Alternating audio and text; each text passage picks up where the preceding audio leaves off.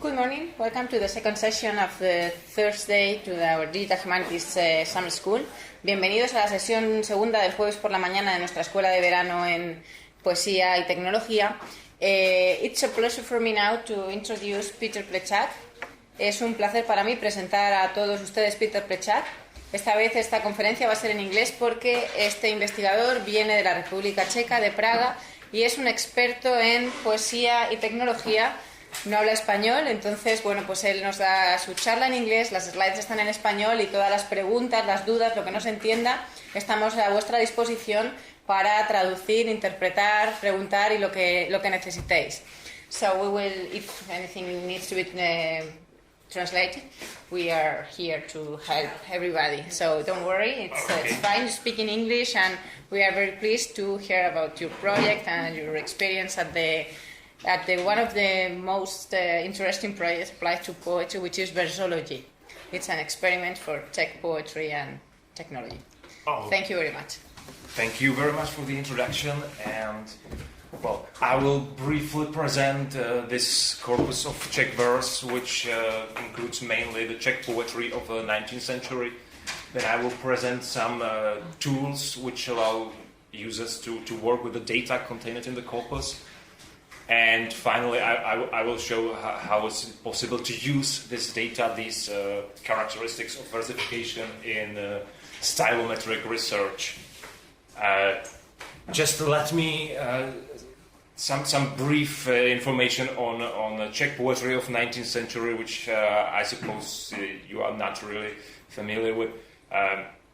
On the turn of the 18th to 19th century, that's coming this, which happened more or less at the time in most of these small European nations, which is called the national revival. Czechia was at that time a part of the Austrian-Hungarian Empire. Most people were speaking German, not Czech, and this is when these poets tried to reborn this Czech culture. Trying to write the Czech poetry once again, not in German, and this is how the situation is at the very beginning of the 19th century. This Czech poetry is growing and growing until at the half of the 19th century. This is like a fully established national poetry. Which is not focusing on its revival only, but it's like a widespread culture. So, the corpus of Czech verse contains the poetry mainly of the 19th century and from the beginning of 20th century. It's about 1,700 books and almost 80,000 poems. It's basically everything that has been published in books, not in journals or some in Czech language of that time. What is really important, as you can see from this chart, which shows how many poems do we have in a corpus from each decade, from 1780 to 1980, which is like late editions of the older authors. It is important to keep in mind the corpus is not balanced. The amount of data is very different for beginning and for the middle of the period. This is simply because we were not trying to balance anything. We were just taking anything that was published in that time.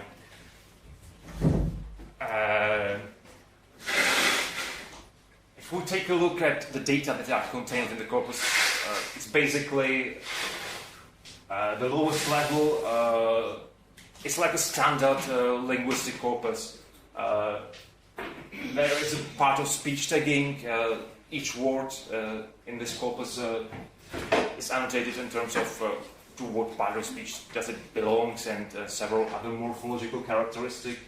And there is also a lemmatization, which is very important for a strongly inflecting language such as Czech is. I do believe you in Spanish have inflecting verbs, isn't it?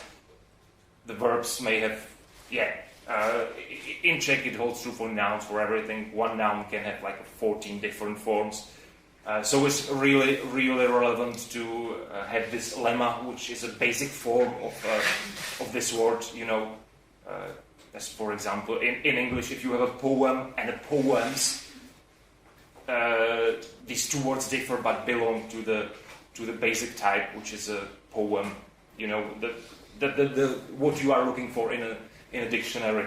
This is a lemma, and of course there are some bibliographic metadata such as who is the author, when he was born, what is the title of a poem, and well, it's I guess obvious. This has been done by a mathematical linguist. These purple or red parts. This was not done by us. Of course, by means of a computer program, since this corpus is really huge, it's not possible to annotate it manually. You know, these blue bars then were done at our institute by means of a computer program developed by us. So every text has been first phonetically transcribed. Then from this phonetic transcription, we extracted metrical patterns. The 90% of poems in our corpus in Czech are syllabic accentual. So this means we are distinguished between trochees and ions and dactyls. So this is what I mean by metrical patterns. From these two levels, then rhyme patterns has been extracted simply A, B, and B. A, B, B, A, and you know what is the scheme? Rhyming lines were connected by some index, and finally, this is the easiest part, of course, fixed forms. When you have rhyme patterns and metrical patterns recognized, it's basically a piece of cake to say this is a sonnet or this is a gazelle or something.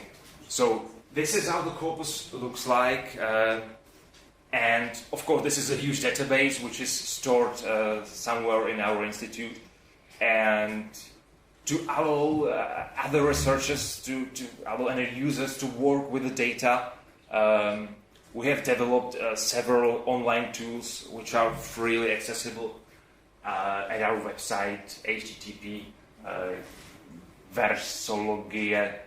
Well, it will appear somewhere there. In this presentation, I will focus mainly on these two. This is a gun stick. It's an application which allows you to search for rhymes found in a corpus. You simply type in the word, and you will get all the matching results in from I think like 1 million of rhyme pairs that were found there. This hex application is searching for keywords. This is a term for corpus linguistics. It's slightly different from what you know perhaps from Google or anything else. I will describe this concept later. Well, then there is the main tool is a database of Czech meters in which you can work and make statistics on metrical and stanzaic level of annotation. You can take a look at how many of iams were written in each year, and if this frequency is if there's some trend in changing in these frequencies. And euphonometer is a really simple tool based on a method developed by Gabriel Altman, how to measure the euphony of a text. And yeah, frequency lists are basically not a online tool.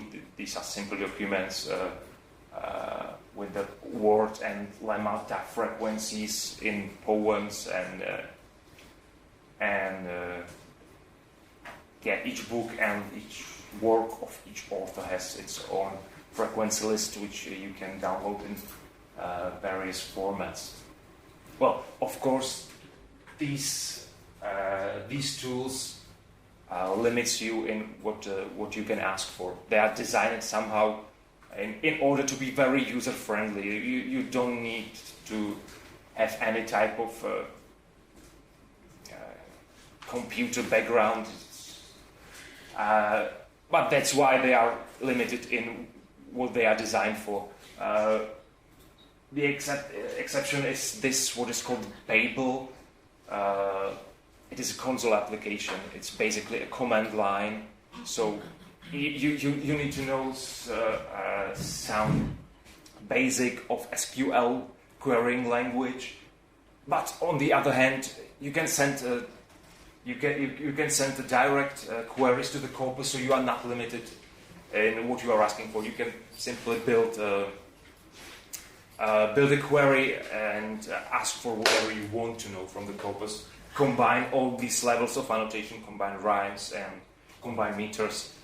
Well, so for the abstract description, let's take a look at this gun stick, which is a tool for rhymes. So there are over 1 million rhyme pairs in the corpus. And you simply type in a word, and the result is the frequency of rhymes on particular words, what portion of all rhymes found with this word is on this and this and this. Also, the distribution in time, you can take a look if there are some changes in the trends, and also the list of lines from where these rhymes come from, and you can click on that and take a look to the full text. So this is a result of a query láska, which means love in Czech, and this pie chart shows that the most frequented rhyme on láska is praska. It's like a 17. I guess it's not possible to read that, right? Mm-hmm. So, it's in Czech, so it doesn't matter. Praska, which means is breaking. So most frequented is love, is breaking. Then the second is páska, which is something like a ribbon, I guess. And then a wrinkle and a mask. And all these, there are 35 different words rhyming with láska found, and the total is 321.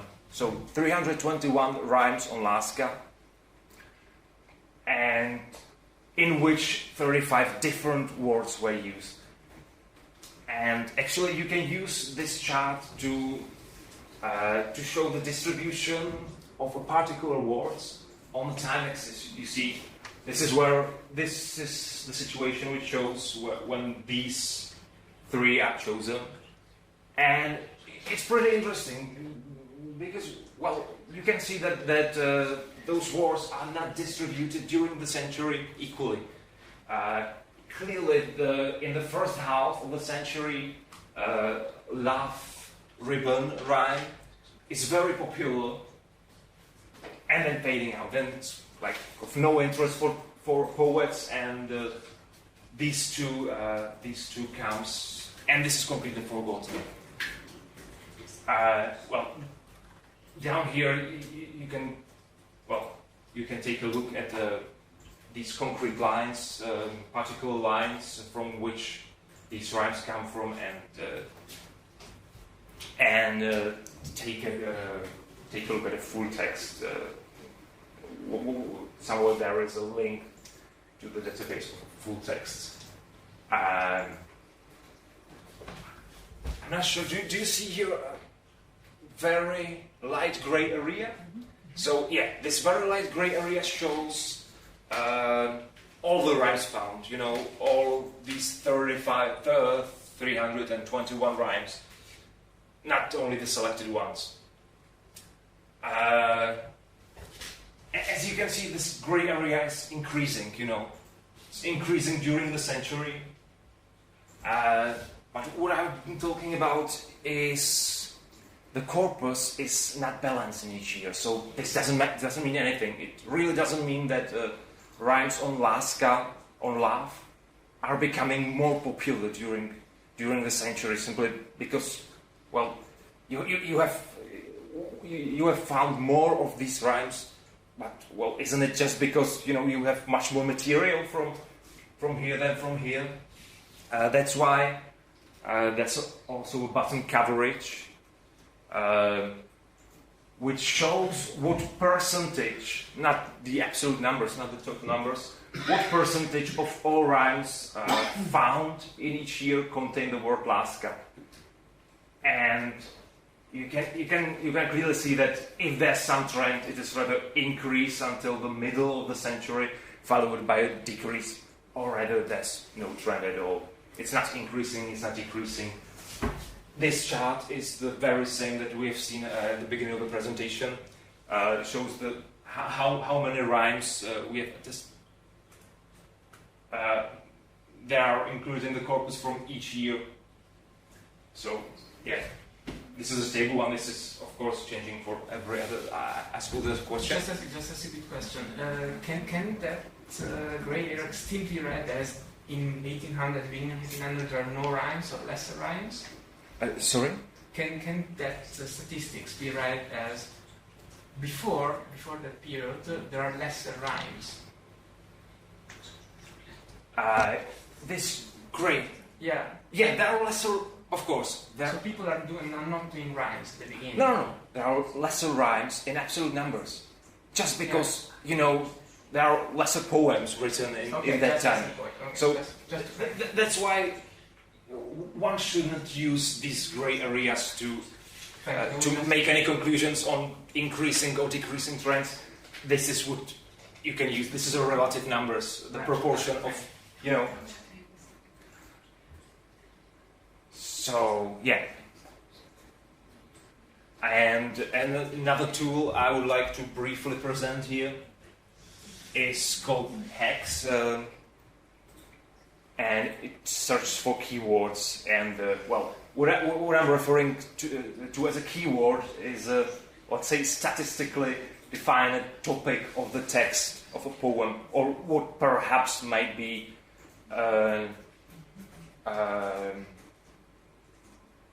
relevant topic or a relevant, somehow relevant word, or better to say, lemma of a poem. So the conception is that the keyword is a word or lemma which occurs in a text more often than one would expect to occur by chance alone. Simply not like that most frequented words are the most relevant ones, just simply because in any language the most frequented will be and, or words like that. And the precise definition, or how does it work, is that a keyword of a poem is a word or a lemma which occurs in this text with a statistically higher frequency than in the rest of the corpus. And this is done by a statistical test, chi-square with the Yates correction. Sorry, the rest of your corpus, of the poetic corpus, not of Czech language corpus. This corpus of poetry. It's relatively to this poetic corpus. Yeah, you're comparing a poem to the rest of the corpus. We've tried it to compare it with the prose, but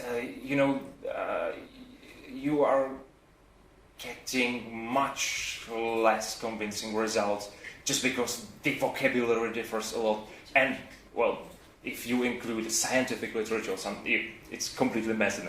So it seemed to get the best results when you compare poetry with the poetry,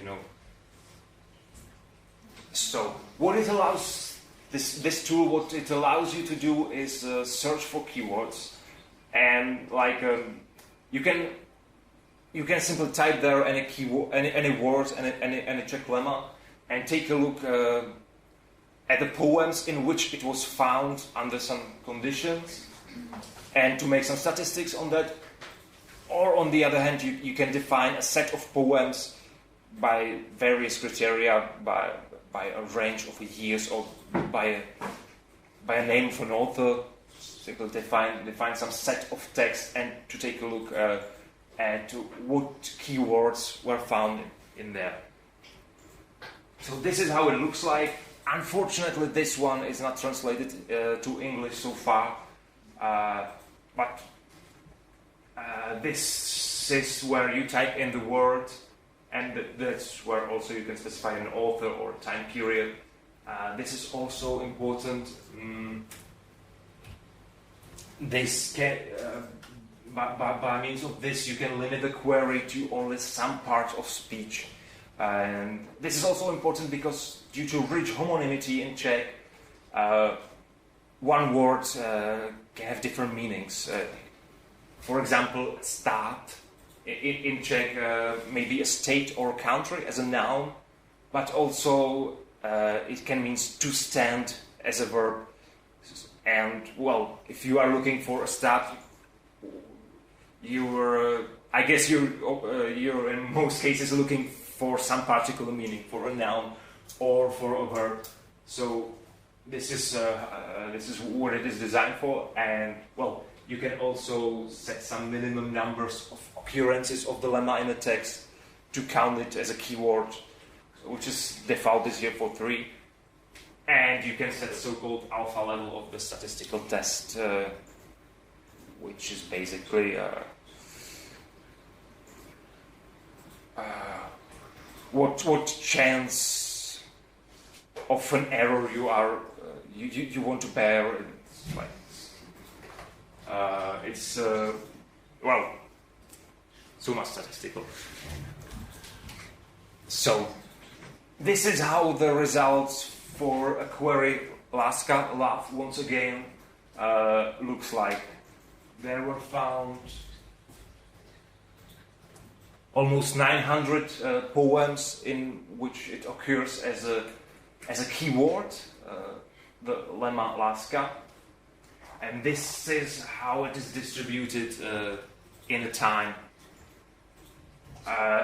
Once again, these are absolute numbers, so this means there are 40 poems found in this particular year. And of course, you can switch it to a relative frequency simply by this button. And well, once again, you can see there's no clear trend at all. So it's only in the cases that Láska has been tagged as a keyword. It's not a full text view. It's not a query of all the forms of Láska in all the corpus. Oh, well, you can simply set how many occurrences of Láska. Yeah, it's not the same. It's, as I understood, we are looking for Láska as a keyword. Yeah.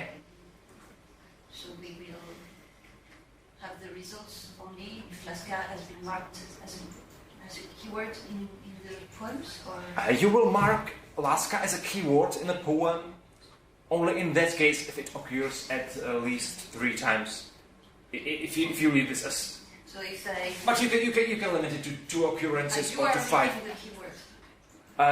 Yeah, you can switch it. So I mean, it's not working. It's not looking for in the database where Láska was marked, tagged as a keyword. It's full text query. Well, You understand? yeah. Technically, it's looking for a database. It's not looking for a yeah. It's not a keyword field. It's not metadata that has been manually added. It's looking in the text. No. It's a token in the text, right? Yeah. Okay. Well, technically, it's still looking into the database where results for different settings are. It's not doing a full text search in the moment. If you look for end, or yeah, or will it will look for it? Yeah, absolutely. If Okay. If So you- you're creating the keyword. It's dynamic, totally dynamic, nothing manual. What, Yeah. Yeah, You but don't need to know the word before. I mean, you don't need to know if the word is a keyword or not. But you can put any word. yeah. Okay. So, yeah.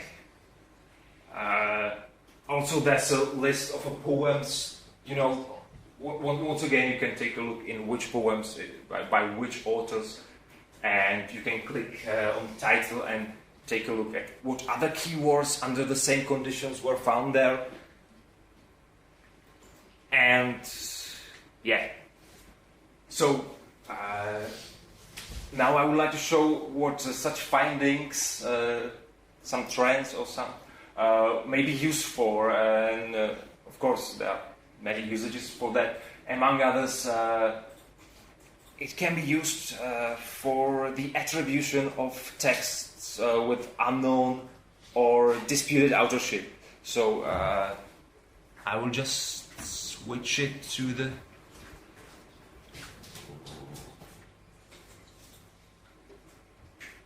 online presentation. If you will tell me what to press. Oh no. You say, okay, what?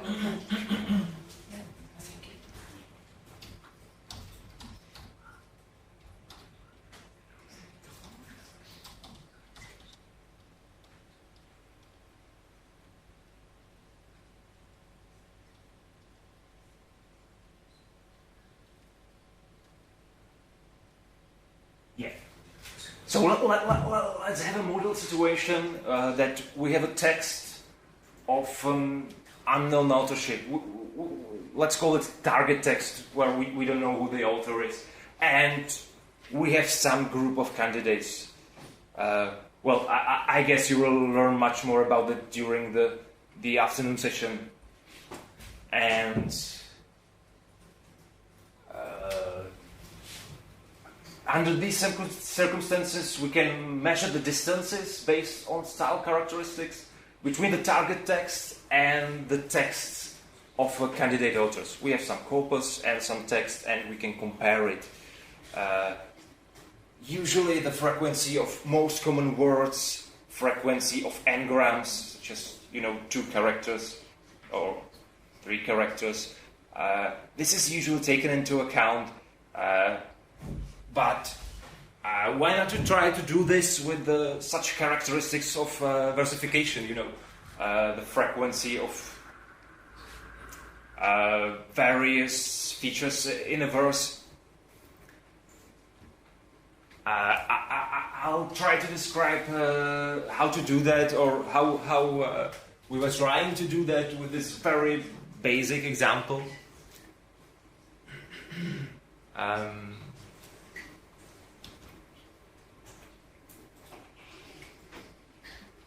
This chart shows books written by 2 different authors, by Julius Zeyer and František Gelner. And it is ordered according to what percentage of iambic lines begins by a monosyllabic word in their books. Each point represents one book written by this author. So, in the situation that one of these books was of unknown authorship, and for some reasons we limited the set of candidates to these 2, we have a result.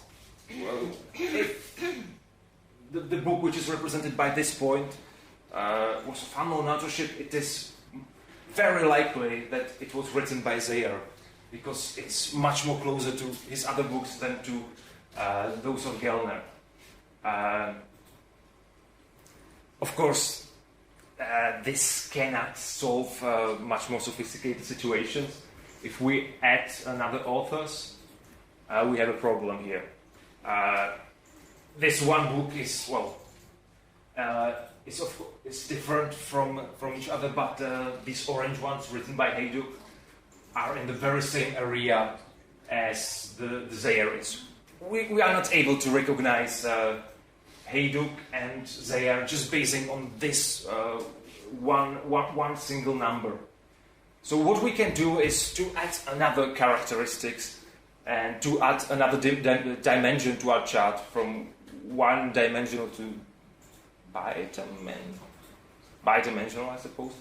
And so let's add a characteristics which shows what percentage of these iambic lines is ending with a monosyllabic word. So on the y-axis we have how many begins with the monosyllabic words, and on the x-axis we do have now how many ends with a monosyllable. And this is what happens. We have very separated clusters representing books of different authors. And if the situation was as one of this was of final authorship, we have the solution once again.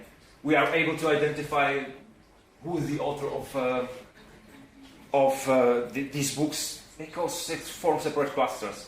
What is important? We don't need to judge the distances between the points just by an eye. We can measure that, and it's no high math. It's simply a Pythagorean theorem. We don't know this x distance, which is the percentage of lines ending with a monosyllable in this works minus this book, and we do know this y distance, which is of course how many lines begins in this work, in this book with a monosyllable minus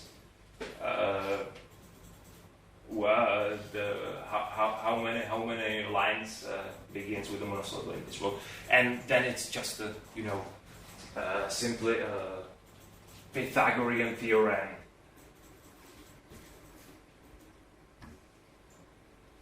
So let's add another authors to our chart, and of course we are facing the very same situation.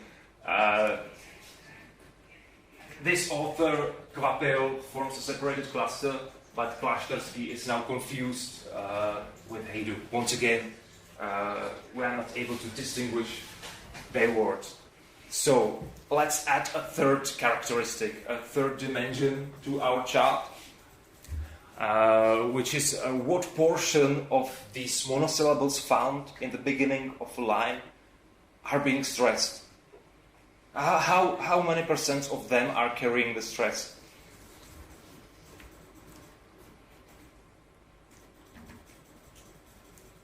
And this is what happens if we rotate it or if we add the third dimension. We do have a separate clusters once again. Once again we are able to distinguish all of these 6 authors one from each other. And once again measuring the distances precisely between the books is, well, it's just a Pythagorean theorem once again. If you take a look, if we go back to this 2-dimensional chart, this is what we have counted in the previous example. This is what do we know. So the distance in 3-dimensional space, the orange one, what we are looking for, is simply this red one, which we do know, and the purple one, which is the score for the third dimension, the third characteristics. So it's simply Pythagorean theorem once again. Please stop me at any time if I'm not making it clear or I'm confusing something. So with these data, we can measure the distance between each point and compare it, and the results can be shown in so-called dendrogram, which shows what is important, that each book has its closest neighbor in this three-dimensional space, written by the very same author as it is. So the success rate of this very limited example is a 100%. Okay, if we add fourth characteristics, we are forming four-dimensional space, and we can form five-dimensional and 20-dimensional space, which is, of course, not possible to imagine in human mind. But it's possible to measure that. It's nothing but a Pythagorean theorems times dimension. You see, this is how we counted it in two-dimensional space. This is in three-dimensional space, and this simple formula is how we do it in whatever dimensional space we can imagine. It's simply Pythagorean theorem times dimensions. So, we have done an experiment with a colleague of mine, and we focused on the trochaic lines in our corpus only. And we've set 18 different characteristics, such as line beginnings, line ending, the frequency of rhymes ending with a consonant, the frequency of rhymes ending with a vowel, which is, of course, the very same number, just inverted. And we took 87 books of poetry in which the amount of trochaic lines was some reasonable number. And these 87 books of poetry were written by 20 different authors. And what we did was we simply took each of these books and acted as if it is of unknown authorship. And we took a look on which book is the closest, where the distance to which book from this in question is the shortest. And, well, if it was a book of the same author, we call it, success. If it was a different author, we call it fail. And this is how we've done it for each of the 87 books selected this way. And the accuracy was almost 75%, which is not bad. Well, you can get better results with the most frequented words or n-grams, but for a method that we just started to work on, it's not so bad, I think. In 75% of cases, we were able to identify the author of a poetic text just basing on where do he place stresses most frequently, on what types of rhymes is he using. Of course, when we want to use it in some case where we really don't know who the author is, the similarity doesn't necessarily mean that it is the book of the same author.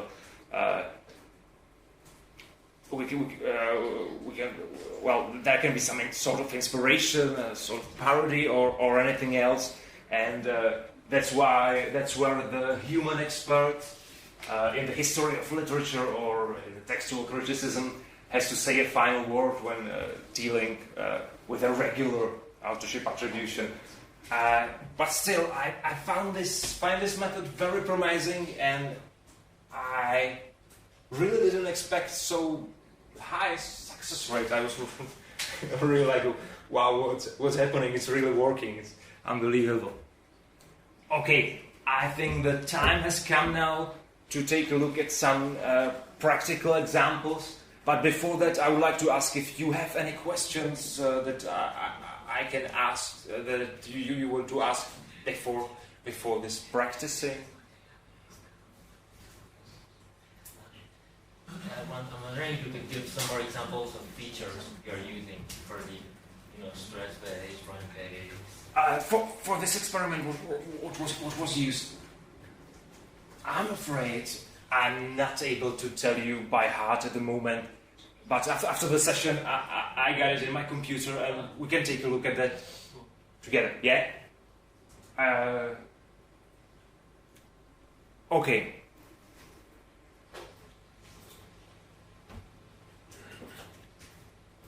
So, if you take a look at the web page, are you able to read that?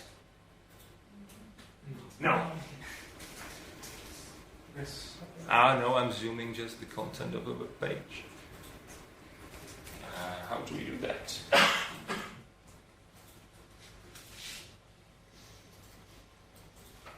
Just a minute.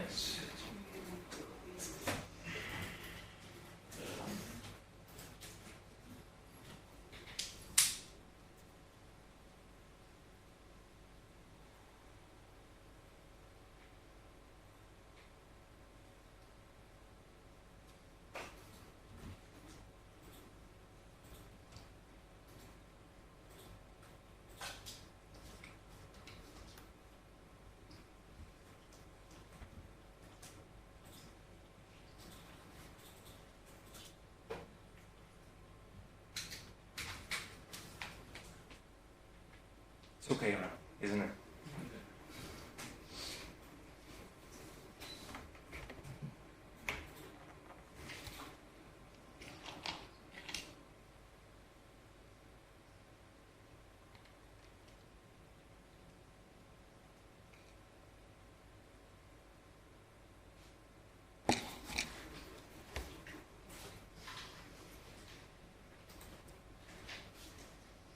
Can I switch it already? Or? Yep. Yes. So, there are some examples with these online tools I've been talking about. I know it's really difficult for you without a knowledge of Czech language. So just try that. Look for rhymes on word vlast, which means the fatherland. And check if the frequency of using it in rhyme is more or less the same during the 19th century. Or if it's somehow changing and that you know, this is the real online tool, this is not a print screen, so check it out and then let me know if you get some results.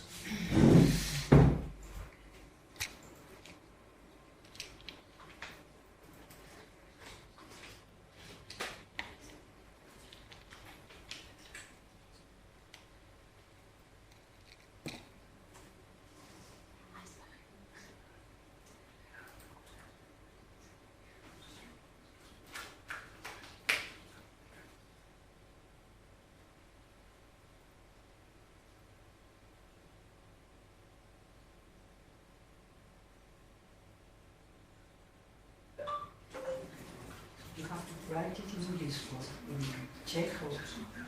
No. Please use the Czech version of use vlast. Okay. It's with no diacritics. It's VLAST, or simply copy and paste it to this online tool. And well, actually, you can also use how to if you are not sure how to do that.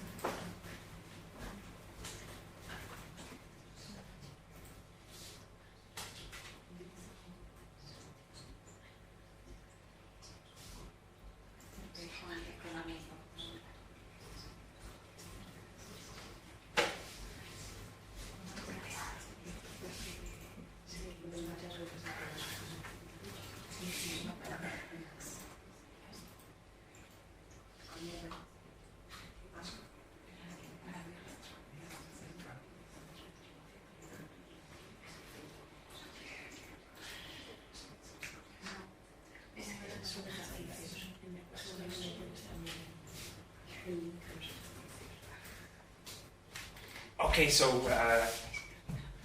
do you want me to continue, or would you like to continue to play with this? And I have a question. Uh-huh. Yes, a clarification question. What do you mean by monosyllabic word? Do you mean function word, or you mean any kind of... any kind of word, the length of which is one syllable.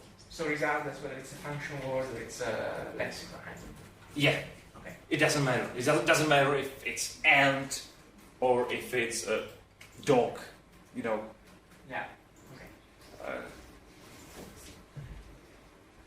So, okay, we type Vlast in there. Is there someone who would like to answer this question? If there's some trend in using that, or if it's not really okay.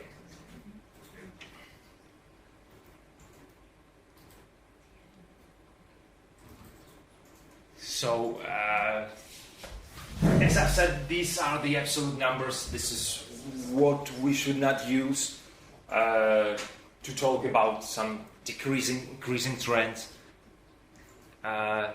If we take a look at this chart, which shows the relative numbers, the portion of all rhymes found in those years, we can really talk about the decreasing tendency during the century of using the word fatherland in rhymes. And of course it does make sense. The fatherland was one of the most important topics for the period of national revival, of course. And later the poets focused on much wider range of topics. What means the last, the one in the oh, you mean the one that rhymes the most? Who rhymes the most? Yeah, What does it mean? it's a passion. It's Passion. Yeah. So this is like a very national revival, right?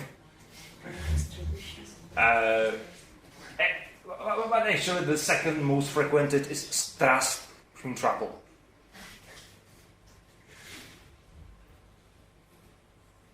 All right, so let's take a look at another example at this tool designed to look for keywords, and take a look on Vlast again, on fatherland. This time is a keyword. So yeah, this is not translated, so use this to type words in, and let the rest as it is as default with the minimum you know. And well, focus on if the trend of increasing, decreasing is somehow correlated with the trends found with the rhymes.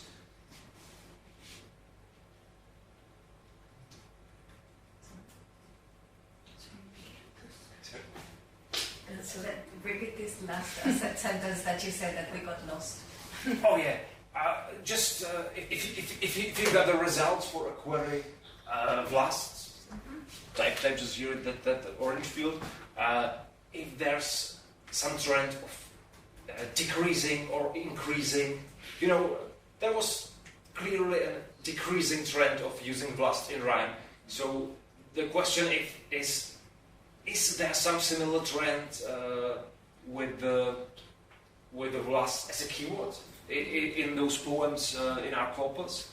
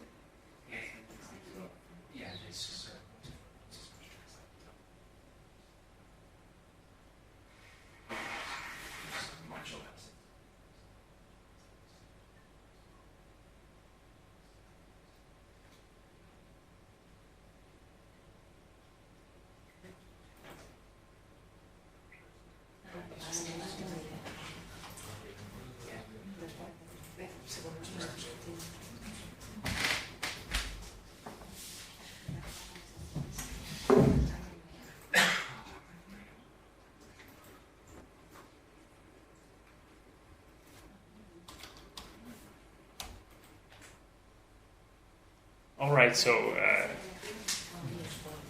these are... Relative frequency in poems. Yeah, precisely. This is simply the absolute numbers, which doesn't say much about the trends of increasing, decreasing. If we switch it to the relative frequency measured by a number of poems, what portion of poems, the keyword fatherland was found, the trend is very similar as with rhymes. It's very typical for this period of national revival of this first half of the century, and then it's much more decreasing. Well, the final third example with these tools is to take a look on the relative frequencies of the keyword "stat," which means state, country, and because of the diacritics, use please copy and paste to do the query. And the question is if it's correlated with those of fatherland, of what we might expect it is, or it is not, if the trends are different. And please, for the reasons of the homonymity, turn off this one, turn off slovesa, which means verb. So you are not looking... you are looking just for a state, not to stand.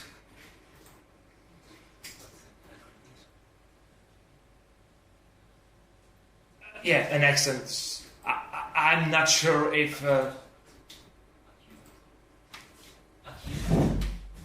yeah, well, but really, I'm not sure about if the accent... I'm not sure if the A in accent with accent in Spanish is the very same as in Czech in terms of Unicode. So you might type something which looks perfectly like that, but the computer interprets it a bit different way, as a completely different word. So please just simply copy and paste this word. Copy and paste in the left column, right? So copy and paste in the left. Yeah, to this orange one and turn off this slovesa to prevent it to look for a verb. What does slovesa mean? What does slovesa mean? Verb. Verb. If you leave it, if you turn it on, then you are looking not just for a state or a country, but also for state to stand.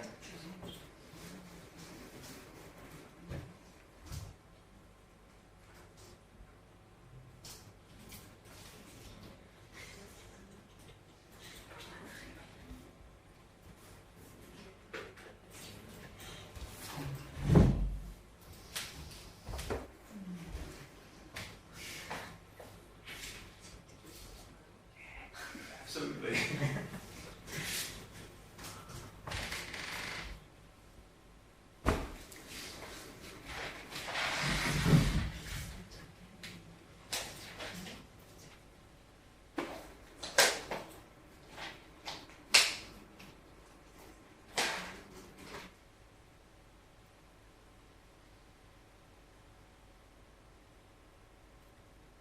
All right, please raise your hands if you think if the trend is the same as with keyword fatherland. Okay, and please raise your hand if you think it's not. Okay, we got an answer. Yeah, obviously it is not. We have a very few poems in which it occurs. Just 18 poems, in which the state, the country, occurs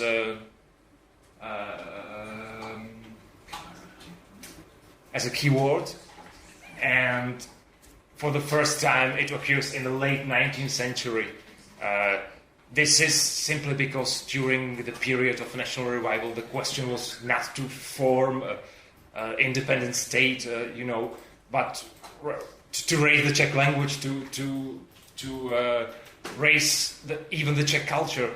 And in my humble opinion, it's not by an accident that in absolute numbers it reaches its peak in the beginning of 1920s, after when Czechoslovakia was found after the World War I, you know, and in the late 1930s, when the threat of a Nazi invasion comes. So that's once again when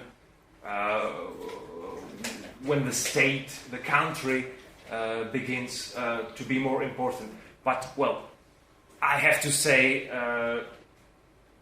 these conclusions are not so relevant simply because from this period we have, from 1920s, we have only a very limited number of books which were published. Like in the 19th century, we have basically anything that was published due to the copyright from 1920s. It's mainly the books written by the older authors, not those who really represent the poetics of 1920s or even 1930s. So, yeah, these were some examples, and I hope we still have some time left, isn't it? Yes. Half an hour. Yeah, so it's great. And I've built a simple tool for the purpose of this presentation, which measure the distance between texts. You know, and it is based on the frequency of bigrams, trigrams, and quadrigrams. So it's basically language independent, and I'm sorry, I'm perhaps taking a bit of topics from the afternoon session. So this is a very simple text distance calculator. You pass any text in this field sample text, and you give it a name to the sample, and well, it should have some 5,000 or more words to be relevant. And if you upload at least 3 texts, then select which one of them is the target text, to which one the distances of others should be measured. You select how many most frequented bigrams, trigrams, and quadrigrams should be dealt with, and then you simply click analyze, and the chart should pop up showing how these texts are far from each other. Well, it is a very simple model. It's very simple, so do not expect some super performance, but rather some pretty good estimation. For much more sophisticated tools, there's a still package in R, about which I guess you will hear much more during the afternoon session. I have tried it with the samples from German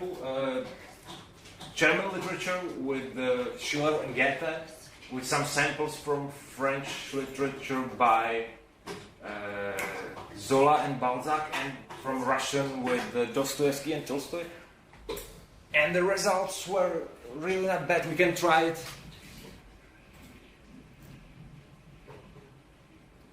At the moment, it may perhaps take some time, so I'm really curious about what the results will be in Spanish. So please use any text in Spanish, anything. In Spanish too. Okay. We can paste the text in Spanish. Yeah, absolutely. Just give it a name and upload some. It can be anything. It can be an article from Wikipedia, but well, something where you are sure about who the author is. So,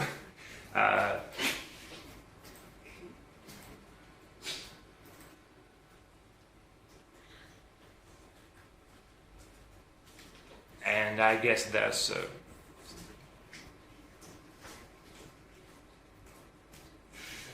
problem with encoding.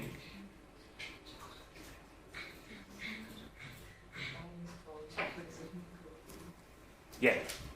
So, well, can I take a look if you want? Are you practicing something in Spanish?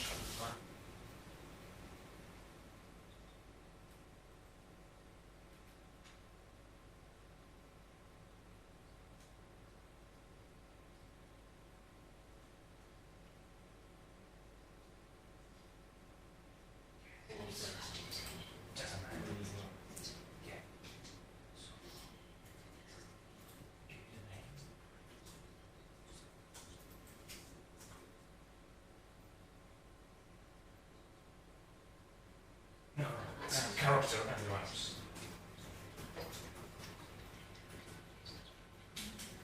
Yeah, and also lyrics. And if you like to know.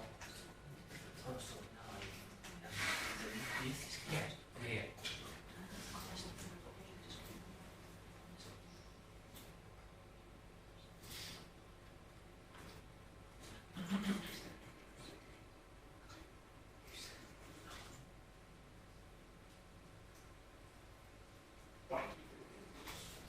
Should be.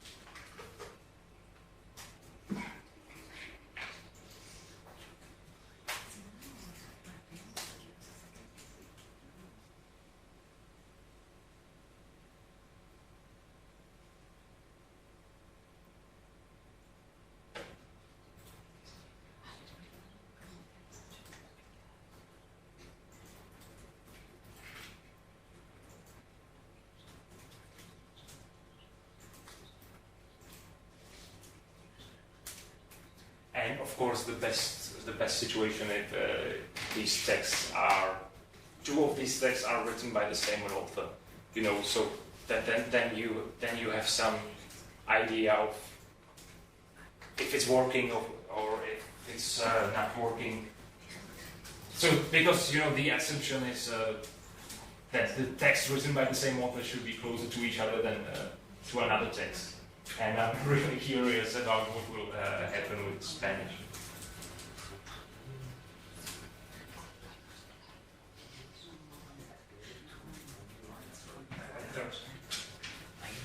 Yeah, you know, it doesn't make much sense to just count the distances between two texts. So, upload one more text written by the same author as one of these you already uploaded.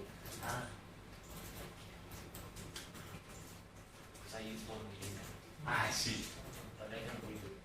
Like, half and half. Yeah, well, I mean, because if not, I'm giving something that is already there. yeah, it doesn't make sense to upload one text twice. Yeah, because I can split it into two.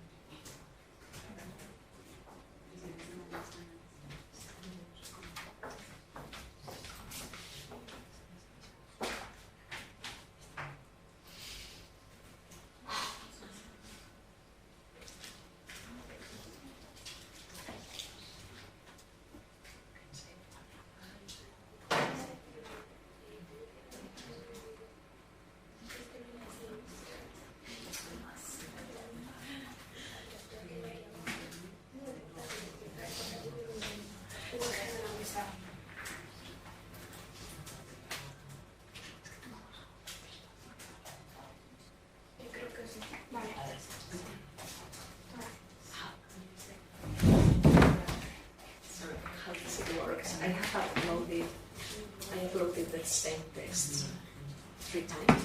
I don't know how to do it. Sorry. But okay, these are different pieces. How do I analyze how they are? You can already notice the distance between those 4 samples. You know, since these are the very same, the distance appears at 0. Here you have distances between those 3 and the 4. You know, those all Yes. are all the same. But where is the fourth one?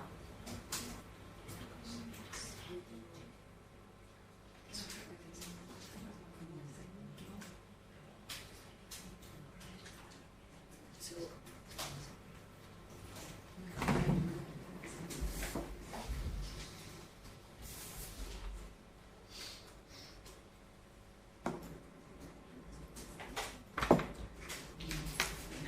I mean, should we start again? Because Yeah. Maybe we should. Yes, try to upload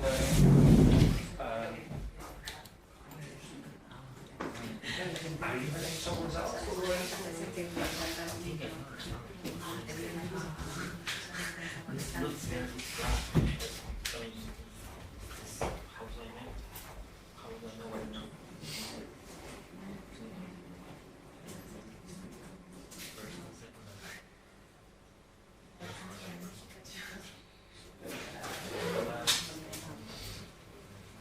Okay, these are the distances of this text to this second and third, you know.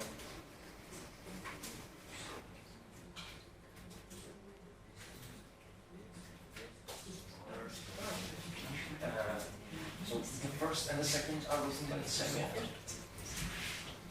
Sorry, the rest of this completely opposite. This was like one text, but it shows the distance from the number 1 to number 3 and number 2.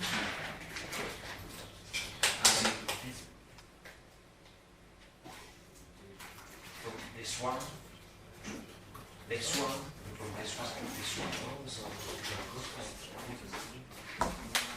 Yeah. Somehow it's not working with those samples. You should continue because there's people Okay. streaming, so. Okay, sure. All right. So, sorry, this perhaps won't work here on the screen. If you would like to play with that at home and if you get some results, I will be glad if you let me know how it works or perhaps how it's not working. And I say once again, this is very, very, very simple tool. And if you're really interested in that, take a look at the Still package for R and take a look at the Introduction to Statistical Authorship by Patrick Iola, for example, which is completely online and which, that's a link right here. All right. So if you have any questions, I'm totally looking forward. What can you do with metrics with versology? With the what? Metrics, like with the verse forms. Metrics. Oh, I'm yeah. just curious. You mean with these tools? Yeah. Yeah. How can they be applied to rhythmic patterns, mathematic patterns? That's a tool which you can use to simply do statistics and to look for, let's say, frequency of iron and frequency of trochee and how it's changing. Or you can take a look at more specific things like iambic pentameter, which occurs in sonnets. Or perhaps if in sonnets during the 19th century, iambic pentameter is more frequented than trochaic pentameter, and if it's changing somehow. Right. So you can actually correlate the kind of meter with the kind of the genre of the text and the period of the time. Yeah. Interesting. Yeah, this tool is working with these fixed forms, with the channels. and with the rhyme patterns and with the metrical patterns. These are all these filters you can use to make queries with this very tool. But can you also analyze verse? So can you analyze the metrical patterns? Can you type a text? Not yet. We're thinking about that, but in transcription, in phonetic transcription of Czech, it's not so difficult actually. The orthography of Czech is very phonetic. Well, it's been established in the beginning of 19th century, so there's not that gap as is in French, for example, where it changed a lot after the codification of its orthography. So, there are at least one case. It is a diphthong. In Czech, it really needs to be decided by a human if this bigram represents a diphthong or a two syllables. And of course, we can think about some stochastical thing. Well, if you're dealing with the text where you expect a fixed number of syllables in each line, then it's possible, but still it's not 100%. Yeah, I'm aware of the thing. It's very difficult. It's very difficult to find a segmentation program that you can really rely on. It's also very much dependent on the kind of language. So. Actually, I'm thinking of it all the time, but never had the time to write something like that. But planning it. Good.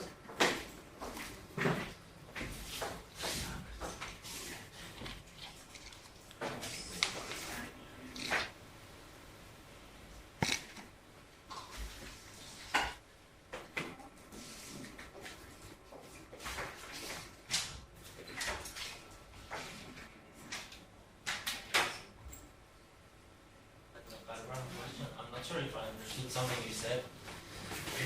Did you say that since imitating rhymes or sound patterns can be due to parody or inspiration? Were you saying that features like the most frequent words or function words are more like unconscious and could be more reliable because of that, or is that the idea?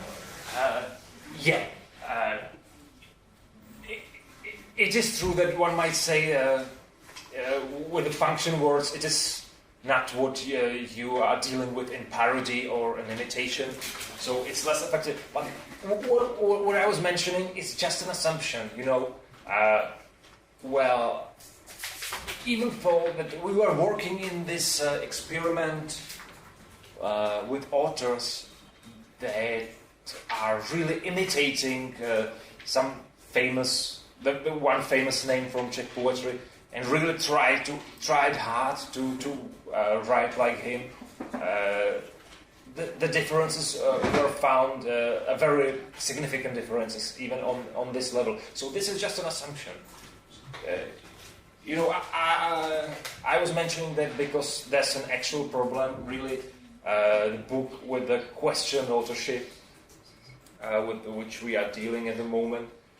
And we really found an author which is really, really similar on the level of most frequented words, on the level of versification, on the level of bigrams and trigrams. It's really similar.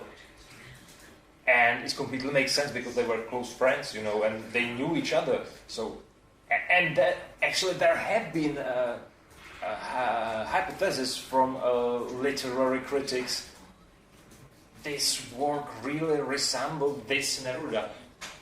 I think he was actually it was not this poet who was signed as an author of this book, but it was Neruda. And in terms of all these characteristics, it's supporting this hypothesis that was actually written by this friend, which is one of the most famous names in Czech poetry.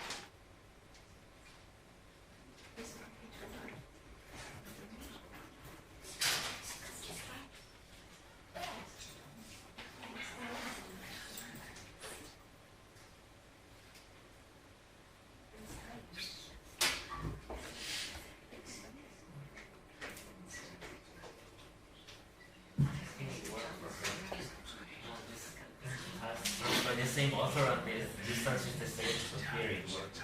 It worked. The two worked, yeah. Yes, and it's especially because the orthography of this author is really complicated, so it's really nice that it finally works out. Really? May I take a look? Do you still have the result?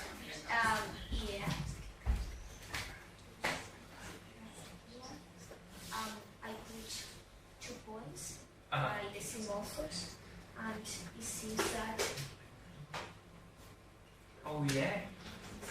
That's great. Yeah. That's great. Yeah. It's So interesting. happy to hear that. Yeah.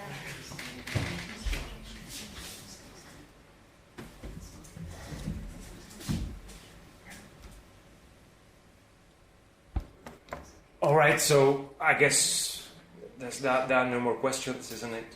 And if there are, I'm completely at your service during the coffee break or on my email, which I guess you will find on the page of this